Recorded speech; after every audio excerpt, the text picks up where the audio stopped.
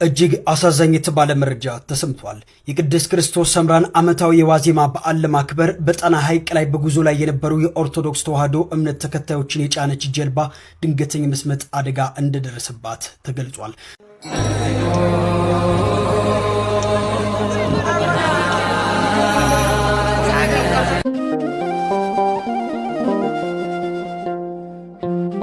ወላሂ ይሄ ቪዲዮ ብቻ ማለት ነው እውነት ፈላጊ ክርስቲያን ካላችሁ ይሄ ቪዲዮ ብቻ ወደ ኢስላም እንድትመጡ በቂ ነው። አንድ የቲክቶክ ቪዲዮ ያውም ያንተ ብቻውን በቂ ነው። ምን ለማድረግ ክርስትናን የሚያህል ታላቅ እምነት ትቶ ሰው ወደ እስልምና እንዲመጣ ሚስቱን በአሰቃቂ ሁኔታ ገለው በቲክቶክ ቪዲዮ የለቀቀው ግለሰብ ጉዳይ እስካሁን የምናውቀው መረጃ ምንድነው? ግልብ ሰባሪና አሳዛኝ ዜና ከወደ ባህር ዳር ተሰምቷል። ትላንት ግንቦት 12 ቀን የእናታችን የቅድስት ክርስቶስ ሰምራን ዓመታዊ የዕረፍት በዓል አክብረው ሲመጡ ከእናታችን ከቅድስት ክርስቶስ ሰምራ ወደ ባህር ዳር እየመጣ የነበረ 80 ሰዎችን የጫነ ጀልባ ተሰጥሞ የሙሉ ሰዎች ነፍስ ማለፍ ችሏል ማለት ነው። እግዚአብሔር ነፍሳችሁን ይማር፣ ከአብርሃም ከይስሐቅ አጠገብ ያስቀምጣችሁ በሉ። እንዲሁም ከትናንት ወዲያ ግንቦት 11 ቀን አሊዶሮ አባይ በረሃ አካባቢ የ60 ሰዎች መታገት ተሰምቷል። ኤፍኤም ባስ ላይ ተጭነው እየሄዱ ታጣቂዎች መጥተው በመተኮስ 60 ሰዎችን አፍነው ወስደው ያሉበት አይታወቅም። እባካችሁ ኢትዮጵያውያን ድምጽ እየሆነ እግዚአብሔር እንዲደርስላቸው ሁላችሁም ድምጽ እንሆናቸው፣ ለዓለም እናስተዋውቅላቸው። ጣና ሐይቅ ላይ በዛሬው ዕለት የብዙ ሰዎች ሕይወት ማለፉ ተሰማ። በዛሬው ዕለት የእናታችን የክርስቶስ ሰምራ ዓመታዊ ክብረ በዓል ዋዜማውን ለማክበር በጣና ሐይቅ ላይ እየሄደች የነበረች አንድ ጀልባ ላይ የተሳፈሩ ተሳፋሪዎች ጀልባዋ ተሰጥመው የብዙ ሰዎች ሕይወት ማለፉ ተሰምቷል። እና በዚህ ሕይወታቸው ያለፉ ሰዎች በዛሬው ዕለት በርካታ መሆናቸው ተዘግበዋል። ይህም ደግሞ በደብረ ብርሃን ደብረ ገነት የቅዱስ ጊዮርጊስ ካቴድራል ሰንበት ትምህርት ቤት ጥልቅ ሐዘኑን ገልጿል። በዚህም በተያያዘ መረጃ ብዙ ሰዎች በርካታ ተብሎ ተገለጸ እንጂ በቁጥር የተገለጸ ሰው እንደሌለ ታውቋል። ማለትም ደግሞ በርካታ ተብሎ እንጂ በቁጥር የተገለጸ የለም። እናም መጠኑ ያልታወቀ ሲሆን ለሞቱባቸው ቤተሰቦች ሐዘኔን እገልጻለሁ።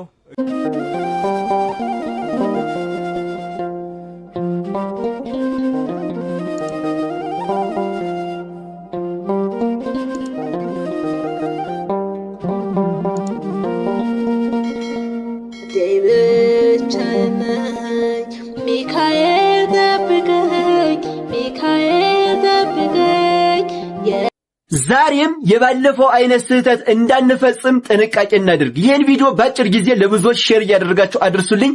በተለይ ደግሞ አብያተ ክርስቲያናትንና ገዳማትን ለሚያስጎበኙ ሰዎች በደንብ ሼር እያደረጋችሁ አድርሱላቸው። በባለፈው እንግዲህ ሁላችሁም እንደምታስታውሱት አይሾስፒድ ወደ ኢትዮጵያ መጥቶ ከጎበኛቸው ቦታዎች መካከል አንደኛዋ ቅድስት ቤተክርስቲያን ነበረች። እናም ካቴድራል ቅድስት ሥላሴ ቤተክርስቲያን ውስጥ ገብቶ እንዴት አድርጎ እንደጎበኛ አይሾስፒድን ሁላችሁም ታስታውሳላችሁ። ቲሸርት ለዚያውም ደግሞ የዝላይ አይነት ነገር እንደዚህ ያለና በዚህም ታዲያ ብዙዎቻችን ኦርቶዶክሳውያን ቅሬታችንን ስናሰማ ነበር። ታዲያ ዛሬም ዕውቁ የሶሻል ሚዲያ ተጽዕኖ ፈጣሪ ዴይላን ፔጅ ከወንድማችን ከአዶናይ ጋራ ወደ ኢትዮጵያ ለጉብኝት ገብቷል። ታዲያ ኢትዮጵያ ውስጥ በሚኖረው ቆይታው ማለት ነው አብያተ ክርስቲያናትንና ገዳማትን ይጎበኛል ብዬ ተስፋ አደርጋለሁኝ። እናም አስጎብኚዎች የባለፈው አይነት ስህተት ዛሬም እንዳይፈጸም በደንብ አድርጋችሁ ጥንቃቄ ማድረግ ይኖርባችኋል። ስታስጎበኙ የኢትዮጵያ ኦርቶዶክስ ተዋሕዶ ቤተክርስቲያን ስርዓቷን በሚገልጽ መልኩ ልታስጎበኙ ይገባል ብዬ ወንድማዊ መልእክቴን አስተላልፋለሁ። ምክንያቱም ይሄ ሰው አንድ ሰው ብቻ አይደለም ለዓለም ነው የሚያሰራጨውና ዓለም ደግሞ ትክክለኛውን ስርዓታችንን ማወቅ ስላለብን ማለት ነው ከአለባበስ ጀምሮ ወደ ቤተክርስቲያን ሲገባ ነጠላ አልብሳችሁ በደንብ ስርዓታችንን የቤተክርስቲያንን ስርዓት በጠበቀ መልኩ እንድታስጎበኙ ስል ወንድማዊ መልእክቴን አስተላልፋለሁ። ካለፈ በኋላ መወቃቀሱ ፍሬ ስለሌለው ነው አስቀድሜ ይሄን ቪዲዮ የሰራሁትና ለብዙዎች ሼር እያደረጋችሁ አድርሱልኝ። እናንተም ሐሳባችሁን ኮሜንት ላይ አስቀምጡልኝ። በእኔ ሐሳብ የምትስማሙ ከሆነ አዎ ትክክል ነው እያላችሁ ኮሜንት ላይ ጻፉልኝ። ቪዲዮውን ለብዙዎች እንዲዳረስ አድርጉት። ቤቱን ፎሎ አድርጉት። እወዳችኋለሁ። ክብር በሉ። We have just arrived in Ethiopia. Come on.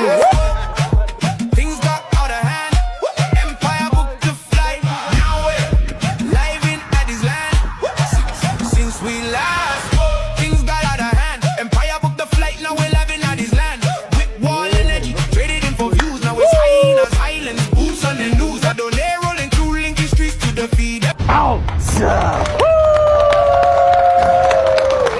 ሀገሬ ኢትዮጵያ ድንገተኛ እንግዳ የመጣባትን ብዙ ልጆች ያሏትን እናት ትመስለኛለች። እናቲቱ እንግዶቿ ሲመጡ አልጋ ስር፣ ሶፋ ስር፣ ጓዳ ውስጥ ያለውን ቆሻሻ ሳታጸዳ እንግዶቹ ብቻ የሚያዩትን የፊት ለፊቱን ነገር ብቻ አጽድታና አስውባ እንግዶቿን በደስታና በክብር የምትቀበል በጓዳ ያሉትን የተራቡትን ልጆቿን በቅባት አስውባ ጠግበዋል እያለች ለመጡት እንግዶች የምታስተዋውቅ እንግዶቿ ከልጆቿ የሚበልጡባት እንግዳ ተቀባይ እናት ትመስለኛለች። ደስ ይላል። እነዚህ ሁሉ ሰዎች ለሀገር ገጽታ፣ ለሀገር ግንባታ የበኩላቸውን አስተዋጽኦ እያደረጉ እንደሆነ ባልክድም፣ ነገር ግን በጓዳ ያለውን ሪያሊቲ ለሌላው ባታሳዩትም ውስጥ ላለነው ለኛ ግን ለመቀየር ብትታገሉ ምናልባት ከግብዝነት ትወጣላችሁ ብዬ አምናለሁ። በተለይ ኢትዮጵያውያን ኮንቴንት ክሪኤተሮች፣ ኢንፍሉዌንሰሮች ብዙ ጊዜ የምትሰሩት ከህዝብ ጎን ሆናችሁ ሳይሆን ከሚጠቅማችሁ ጎን ብቻ ሆናችሁ እንደሆነ እየተመለከትኩ ነው። እጥ ያጣ የኑሮ ውድነት፣ ሃይባይ የሌለው የነጋዴዎች ስግብግብነት፣ ውጣ ውረድ የሚበዛበት ቢሮክራሲ ባለበት ሀገር ውስጥ እናንተ የፊት ለፊቱን መልካም ነገር ብቻ በማሳየት በጓዳ ያሉትን የብዙ እናቶች፣ ህፃናት፣ ወጣቶች ረሃብና ስቃይ ባላየ ያለፋችሁት ይመስለኛል። ኢንፍሉዌንሰር የሆናችሁት ከዚሁ ማህበረሰብ በተገኘ ተቀባይነትና ይሁንታ ነው። ሰው መስራት ያለባችሁ ነገር ካለ ስፔሻሊ የኑሮ ውድነት ላይ ህዝቡን እንደ ቀንበር የተጫነው አስቸጋሪ ኢኮኖሚያዊ ቀንበር ላይ አብራችሁ ከህዝብ ጋር በመተባበር ሀገርን በማያፈርስና በሚያንጽ መንገድ ውስጣዊ በሆነ መንገድ መስራት አስፈላጊ ይመስለኛል። አሁን የምታደርጉት ለሀገሪቷ በጎ እይታ እንዲኖር መፍጨርጨራችሁ፣ መድከማችሁ ራሱን ችሎ በጣም እጅግ የሚመሰገን ቢሆንም ነገር ግን ውስጣዊውን ቁስል ያላከመ ውጫዊ ተቀባይነት ለማግኘት መሯራት እሱ ከግብዝነት ያለፈ ዓላማም ግብም ያለው አይመስለኝም። አዎ ኢትዮጵያ ብዙ ሀገሮች ሊጎበኙት የሚገባ ታሪካዊ ቅርስ፣ ባህልና ልዩ ልዩ ቋንቋን የሚናገሩ እጅግ የተዋቡ ብዙ ባህሎች፣ ብዙ ውበቶች ያለባት እግዚአብሔር የባረካት ሀገር ናት።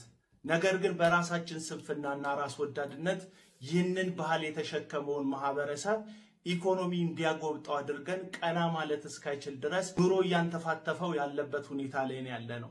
ስለዚህ መጥተው እኛን መጎብኘታቸው የእኛን ጥሩ ነገር ማየታቸው እንዳለ ሆኖ በውስጥ ግን የምናውቀው ሰውን ሁሉ ያደከመ ኢኮኖሚያዊ ቀንበር በተቻለ መጠን ስግብግብ ነጋዴዎችና ህዝብ ላይ እንደ ቀንበር የተጫነውን አላስፈላጊ የሆነ አሰራር በማስወገድ ኢትዮጵያን የምር ከውስጥ ወደ ውጭ እንድትለወጥ ማድረግ ያለብን ይመስለኛል። ለዚህ ደግሞ ኢትዮጵያዊው ተባብሮ ኢንፍሉዌንሰር ያደረጋችሁ ኮንተንት ክሬተሮች አደራም ውለታም ያለባችሁ እንደሆነ መዘንጋት የለባችሁም የዚህ ህዝብ።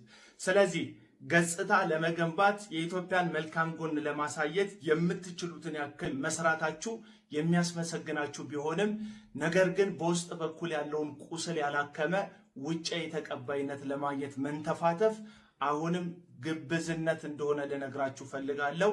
አዎ ውስጧ የተዋበ እናት አባቶቿን ያከበረች ወጣቶቿ ቀና ያሉባት ጥቂት ሀብት ያላቸው ሰዎች ብዙሃንን የማይጫኑበትን መልካም የሆነ ሀገር ለመፍጠር ከውስጥ ወደ ውጭ የሆነ ለውጥን ማምጣት ያለብን እንደሆነ መዘንጋት የለበትም። ከውጭ የሚመጣልን ጭብጨባ ውስጣችን የምር እስኪታወቅ ነው።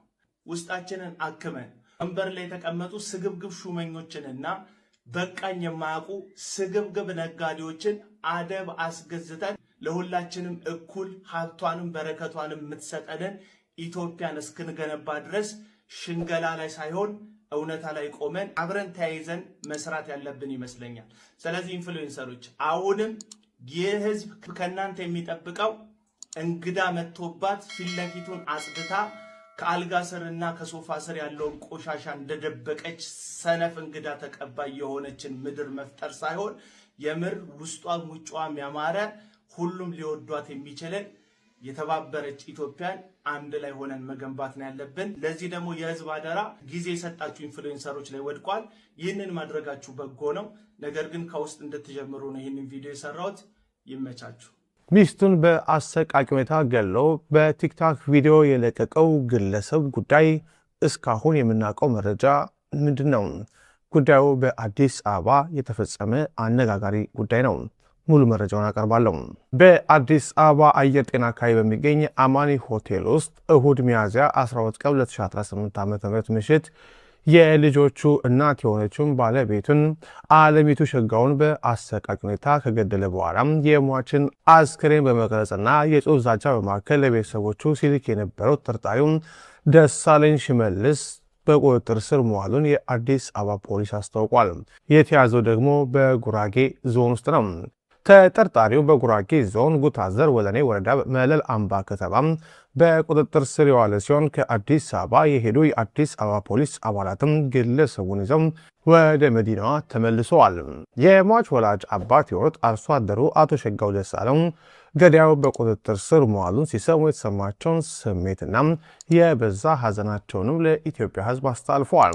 ለቲግባ ኢትዮጵያ በሰጡት ቃለ ምልልስ ልጄ የእኛ የቤተሰቦቿ አቅም እየደከመ ስለመጣ ሰርታ ራሷንም እኛንም ለመለወጥ ነበር የ3 ዓመት ልጇን እኛ ጋር አስቀምጣ ሄደችም። ልጄ ግን በባሏ ተገደለች። ሰው ለሞት ነው የተፈጠረው። ግን የልጄን አስከሬን በሚዲያ የለቀቀ ቪዲዮ በማንሳት እናንተንም ደግሟቸዋለሁ እያለ የሚናገረው ነገር በጣም እንድንጎዳና እንድንቆስል አድርጎኛል። ቅስሜ ተሰብሯል። እኔ ብሞት ይሻል ነበር ብለዋል። መንግስት ባለበት ሀገር ልጄን ገድሎ ቲክታክ እንዴት ይጠቀማል የሚለው ያስበው ነበር።